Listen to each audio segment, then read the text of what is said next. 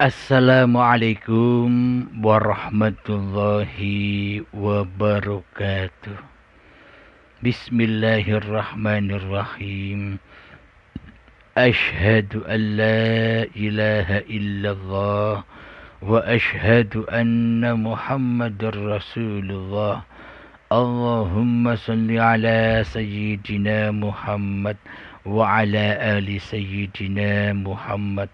Rabbi syrahli sadri wa yassirli amri wahlul 'uqdatam min lisani yafqahu qawli. Amin. Bismillahirrahmanirrahim. Salam kasih sayangku buat para sahabat tercinta dimanapun Anda berada. Semoga kita selalu di dalam kesehatan dan di dalam kebahagiaan di sisi Allah Subhanahu wa ta'ala. Amin ya rabbal alamin. Alhamdulillahirabbil alamin. Kita bertemu kembali di episode yang berjudul bahwa surga itu berada di bawah telapak kaki ibu yang kelima. Di sini kami akan mengkaji bagaimanakah kita mengetahui bahwa amal-amal yang kita kerjakan selama ini diterima oleh Allah atau tidak.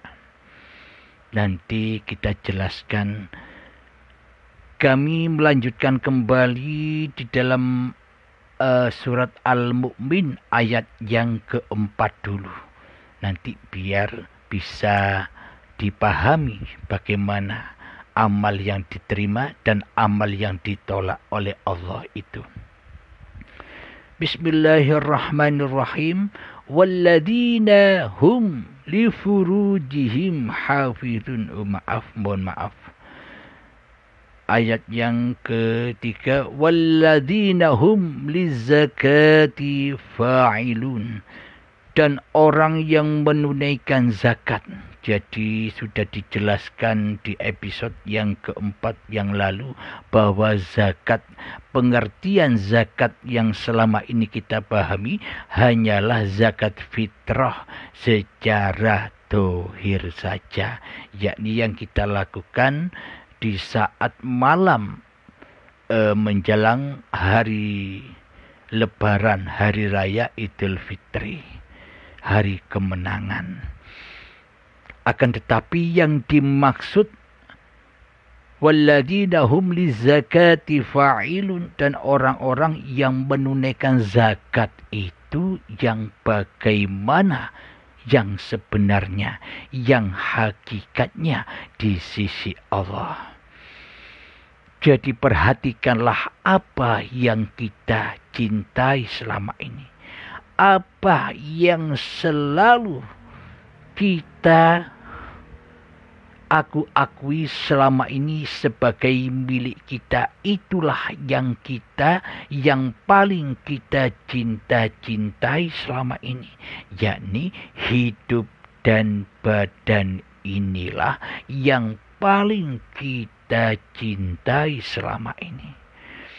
Jadi yang dimaksud zakat di sisi Allah itu persembahkan kembali, abdikan kembali amanah-amanah hidup dan badan ini kepada Allah. Inilah yang dimaksud zakat fitrah, mengembalikan apa-apa yang bukan milik kita, maka setelah itu fitrahlah diri kita, maka setelah itu sucilah kemanusiaan kita. Jadi setelah itu maha sucilah Allah yang memperjalankan manusia di suatu malam. Jadi Allah memperjalankan manusia di suatu malam ketika manusianya sudah tidak wujud lagi menjadi Tuhan. jika manusianya sudah tidak hidup lagi menjadi Tuhan. Bila manusianya sudah tidak kuasa lagi menjadi Tuhan di hatinya. Inilah maknanya subhanalladzi asra bi'abdihi lailan. Maha suci Allah yang memperjalankan hamba-hambanya di suatu malam.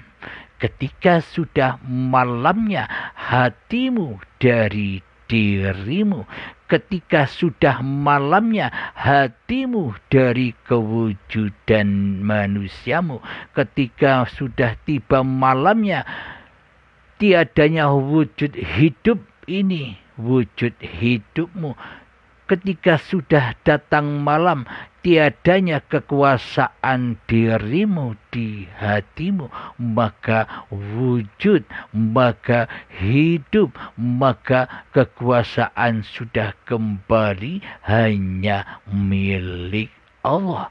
Karena semua itu memang sifatnya Allah sendiri.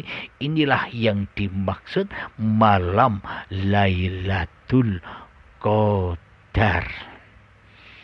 Jadi malam yang begini inilah yang dimaksud malam Lailatul Qadar itu. Bukan malam-malam yang di luar yang banyak ditunggu-tunggu oleh manusia. Ditunggu dengan banyak berzikir, ditunggu dengan banyak beramal di dalam malam-malam yang di luar situ. Jadi apa yang diharap-harapkannya hanyalah fata morgana saja. Karena apa? Karena tidak mentuhankan Allah sebagai Tuhan di hatinya. Manusianya masih gemar jadi Tuhan daripada menjadi makhluk. Manusianya masih gemar menjadi sang pencipta daripada menjadi yang dicipta. Nah, itulah yang dimaksud manusia diperjalankan Allah di suatu malam. Ketika sudah malam, apa yang diakui oleh manusia, ketika sudah gelap, sudah gaib kewujudan, kehidupan dan kekuasaan manusianya di hatinya, maka sucilah, maka fitrahlah. Itulah yang dimaksud zakat di sisi Allah. Walladzina hum lizakati fa'ilun, dan orang-orang yang menunaikan zakat itulah makna orang-orang yang beriman di sisi Allah. Alhamdulillahirabbil alamin. Mari kita kaji bagaimanakah caranya kita bisa tahu bahwa amal-amal kita, bahwa seluruh amal ibadah kita, bahwa seluruh aktivitas kita ini diterima sebagai amal yang soleh di sisi Allah. Bagaimanakah caranya kita bisa tahu? Sementara mayoritas manusia kebanyakan tidak tahu menahu, amalnya diterima atau tidaknya bukan urusannya lagi. Karena manusianya tidak memperdulikan bagaimana caranya amal ini bisa diterima oleh Allah secara langsung dan live. Akan tetapi berhubung yang jadi Tuhan di dalam hatinya masih manusianya, berhubung yang wujud di dalam hatinya masih manusianya, berhubung yang hidup di dalam hatinya masih manusianya, berhubung yang berkuasa di hatinya masih manusianya, ya tidak akan pernah memperhatikan itu semua. Pokoknya beramal, yang dibangun raganya, jiwanya mati. Sudah jelaslah, maka di dalam hati kita ketika beramal pasti semuanya kembali rojiun kepada linafsi. Akulah yang beribadah, akulah yang sholat, akulah yang bisa berderma, akulah yang bisa berzakat, akulah yang bisa berpuasa, akulah yang bisa berhaji, akulah yang bisa beramal soleh. Semuanya diaku-akui dan dituhani oleh manusianya di hatinya. Inilah tanda bahwa selama ini amal kita itu najis, amal kita itu kotor, amal kita itu buruk, fahsya wal mungkar di sisi Allah. Bagaimana mungkin Allah menerima barang yang najis? Sementara Allah itu maha suci. Allah hanya menerima hal-hal yang suci saja. Dan lalu bagaimana mungkin Allah menerima seluruh amal-amal ibadah kita, sementara di dalam hati kita Allah gaib, Allah tiada bagi diri kita di hati kita. Mana mungkin amal-amal kita diterima, sementara yang wujud jadi raja di rajanya hati, di hati kita selama ini Tuhannya masih hawa nafsu yang dipertuhankannya. Maka diterimalah semua amal ibadah kita oleh hawa nafsu kita sendiri dan dibakar di dalamnya dan diaku-akui di dalamnya. Inilah bukti nyatanya bahwa amal kita selama ini tidak sampai kepada Allah, tidak rojiun kepada Allah. Kita dalam meniti watsiratul mustaqim sejak akil balik hingga setua ini selalu jatuh dan jatuh ke lembah jahannamnya hawa nafsu kita sendiri selama ini. Inilah bukti bahwa selama ini kita melewati watsiratul mustaqim selalu jatuh ke lembah jahannam, selalu jatuh ke lembah hawa nafsu kita sendiri. Kebanyakan mayoritas manusia bila ditanya, wahai sahabat, apakah engkau tahu amalmu itu diterima atau tidak di sisi Allah Subhanahu wa Ta'ala sejak akil balik hingga setua ini? Mayoritas manusia menjawab, saya pasrahkan semua kepada Allah, seluruh amal dan ibadah yang saya lakukan. Saya pasrahkan saja, saya tidak tahu diterima dan ditolaknya amalku ini. Saya pasrah kepada Allah saja. Stop. Kita gali kata-kata pasrah. Logikanya begini.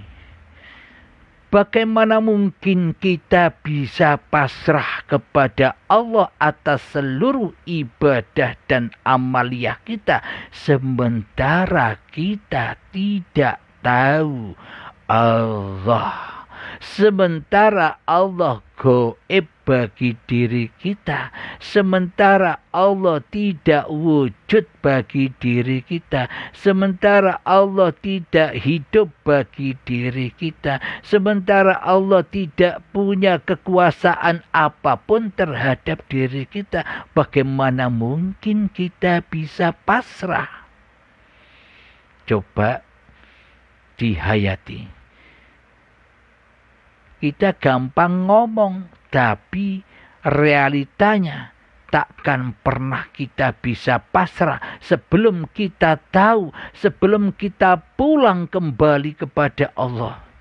Jadi kepasrahan itu letaknya bila manusianya sudah kembali kepada Tuhannya, sudah rojiun kepada Tuhannya, sudah berbaiat, sudah mati sebelum mati, maka disitulah tempatnya pasrah. Kalau sudah mengenal Allah, wahai Allah, aku pasrah kepadamu. Apa yang kau perbuat atas diriku, aku pasrah. Karena aku tak bisa apa-apa tanpa dirimu. Inilah hakikat pasrah itu. Bagi orang-orang yang sudah berbaiat saja yang bisa pasrah. Bagi para nabi dan para rasul saja yang bisa pasrah.